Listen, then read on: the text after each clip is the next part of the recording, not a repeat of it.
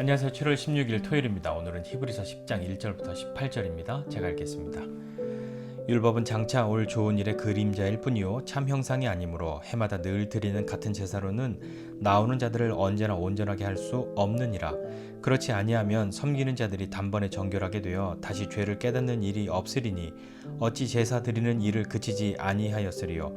그러나 이 제사들에는 해마다 죄를 기억하게 하는 것이 있나니 이는 황소와 염소의 피가 능히 죄를 없이 하지 못함이라.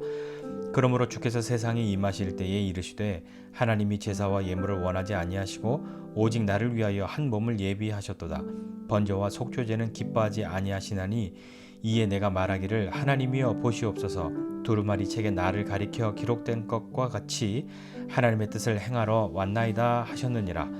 위에 말씀하시기를 주께서는 제사와 예물과 번제와 속죄제는 원하지도 아니하고 기뻐하지도 아니하신다 하셨고 이는 다 율법을 따라 드리는 것이라.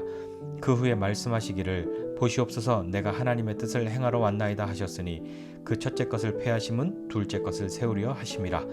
이 뜻을 따라 예수 그리스도의 몸을 단번에 들이심으로 말미암아 우리가 거룩함을 얻었노라. 제사장마다 매일 서서 섬기며 자주 같은 제사를 드리되 이 제사는 언제나 죄를 없게 하지 못하거니와 오직 그리스도는 죄를 위하여 한 영원한 제사를 드리시고 하나님 우편에 앉으사 그 후에 자기 원수들을 자기 발등상이 되게 하실 때까지 기다리시나니 그가 거룩하게 된 자들을 한 번의 제사로 영원히 온전하게 하셨느니라. 또한 성령이 우리에게 증언하시되 주께서 이르시되 그날 후로는 그들과 맺을 언약이 이것이라 하시고 내 법을 그들의 마음에 두고 그들의 생각에 기록하리라 하신 후에 또 그들의 죄와 그들의 불법을 내가 다시 기억하지 아니하리라 하셨으니 이것들을 사하셨은즉 다시 죄를 위하여 제사 드릴 것이 없느니라. 아멘. 율법은 장차 올 좋은 것의 그림자라고 이야기합니다. 그러니까 율법은 참 형상은 아니다 이렇게 이야기하니까 율법으로 제사 드리는 사람을 온전하게 할 수 없다 하고 말씀하고 있지요. 그래서 율법을 부정하거나 율법은 다 뭐 아무것도 아니야가 아니라 여기서 말한 율법은 아마도 어떤 이 제사 제도와 성소에 관한 이야기일 것입니다.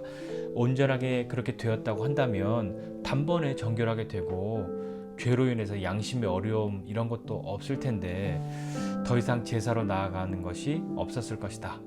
이렇게 이야기를 하고 있는 것이죠. 그렇기 때문에 이 1년에 한 번 대제사장이 속죄일에 하나님 앞에 나아가서 황소와 염소의 피로 자신의 죄와 백성들의 죄를 속죄하고 하나님 앞에 나아가려고 할 때에 그것으로 완전히 죄가 없어진 것 아니라 죄를 가리운 것인 것이죠. 그것으로 온전한 속죄를 이룰 수 없다 라고 말씀하십니다. 그러니까 5절 이하에 그러므로 라고 온전한 속죄를 이룰 수 없으니까 그렇기 때문에 이것으로 첫 번째 약속을 폐하고 두 번째 약속을 주시는 거죠. 그러니까 제사의 제도가 아니라 예수 그리스도의 죽으심, 예수 그리스도의 희생으로 하나님의 그 구원을, 그 속죄를 이루신다 하는 이야기를 하고 있는 겁니다. 그러니까 우리가 앞에서 계속해서 보아왔던 것처럼 예수님의 그 십자가의 죽으심이 하나님이 받으실 수 있는, 받으셔서 만족하실 수 있는 우리로 하나님의 구원을 향해 나아갈 수 있도록 하는 그 길을 열어주신 것이죠. 그러니까 번제와 속죄제가 아닌 하나님의 뜻을 따라서 독생자 예수 그리스도께서 십자가의 죽으심으로 우리가 하나님께 나아갈 길을 얻은 겁니다. 그것이 어떻게 하나님께 만족이 되었냐라고 하는 것은 이 앞서 나온 표현처럼 하늘에 들어가시고 우리를 위하여 하나님께 나타나셨다라고 하신 후에 하나님 보좌 우편에 앉으신 것이죠. 하나님이 그 예수 그리스도의 십자가의 죽으심, 그 예수님의 그 사역 그것을 받으셨기 때문에 하나님 보좌 우편에 앉아 계신 것 아니겠습니까? 그곳에서 우리를 위하여 중보하시고 또 마지막 심판 때까지 우리로 하나님 앞에 흠없는 자로 설 수 있도록 우리를 붙드시고 함께 하실 분이시기 때문인 것이죠. 하나님은 왜 이 제사를 받으셔야만 했을까요? 그러니까 앞서 말했던 이 첫 번째 언약의 제사들이 왜 필요했을까요?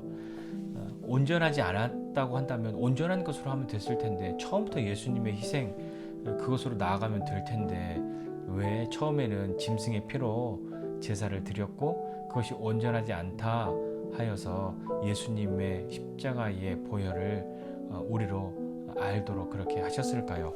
하나님은 왜 제사를 받으셔야만 했을까요? 제사와 제물을 원하시고 그것을 좋아하시기 때문이었을까요? 오늘 히브리서 말씀에 제사와 예물 원하지 않으시고 번제와 속죄제도 원하지 아니하시고 기뻐하지 않으신다 이렇게 이렇게 말씀하셨는데 왜 그것이 필요했을까요?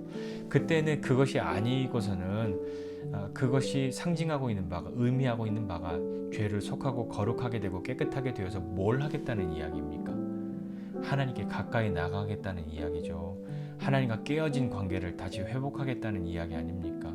하나님 앞에 감히 나아갈 수 없는데 하나님께 가까이 나가고 하나님과의 그 사귐 가운데로 다시 들어가겠다는 것에 그 의미이지 않았겠습니까? 자, 그것이 하나님이 원하셨던 것이죠.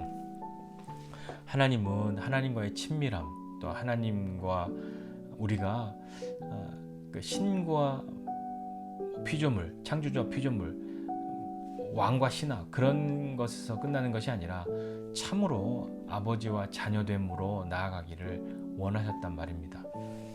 그것을 온전히 이루시기 위해서 짐승의 제사가 아니라 예수 그리스도의 십자가의 죽으심, 예수님의 그 순종으로 우리를 받으셨고 또 우리를 가까이 갈 수 있도록 하나님께 가까이 할 수 있도록 하셨고 그것으로 우리를 온전하게 하신 거죠. 하나님이 그렇게 우리를 온전하게 하셔서 원하시는 것이 도대체 무엇입니까? 15절 이하에 보니까 그날 이후로 그들과 맺을 언약이 이것이다 라고 다시 말씀하시면서 내 법을 그들의 마음에 두고 그들의 생각에 기록하리라 이렇게 말씀하셨잖아요. 그렇다면 하나님의 법을 우리의 마음에 두고 우리의 생각에 기록하기 위함인데 하나님의 말씀이 우리 가운데 그렇게 다시 한번 새겨지기를 원하시는 것인데 돌판에다가 그 언약을 새겼던 것처럼 그 돌판에 새기는 것이 아니라 우리의 마음에 사도 바울이 표현했던 것처럼 마음의 그 신비에 새기는 그것이 우리에게 있어져야 할 것이죠. 그 하나님의 말씀을 그렇게 마음과 생각에 새기고 기록하여서 어떻게 하겠다는 이야기입니까? 단지 그것이 우리의 지식으로 끝나는 것이 아니라 그것으로 하나님께 가까이 나아가고 하나님이 기뻐하시는 삶을 살아가고 하나님과의 친밀함과 하나님과의 깊은 사귐 가운데로 나아갈 수 있는 것 아니겠습니까? 그러니 히브리서 기자가 다시 이야기하는 것은 그렇게 되기 위해서 이 모든 것들을 이 죄들을 사하셨으니까 다시 죄를 위하여 제사 드릴 것 없다. 자꾸 너희들에게 와서 그래도 짐승의 피를 흘려서 제사를 드려야지 라고 말하는 건 의미 없다. 이제 그것이 아니라 하나님이 예수님의 그 십자가의 대속, 그 십자가의 죽으심으로 우리를 받으셔서 다시 우리가 짐승의 피를 흘려서 우리를 깨끗하게 하고 하나님께 나아갈 그런 것이 아니라 예수 그리스도의 십자가를 의지하고 예수님의 공로를 의지하고 예수님의 대속을 믿어 하나님 앞에 나아가는 그 길이 열려졌다는 것을 다시 한번 말씀하고 있는 거죠. 그러니까 우리가 제사드림이 아니라 예수 그리스도의 십자가로 말미암아 하나님의 말씀을 우리의 마음과 생각에 기록하고 새겨두어야 할 것입니다.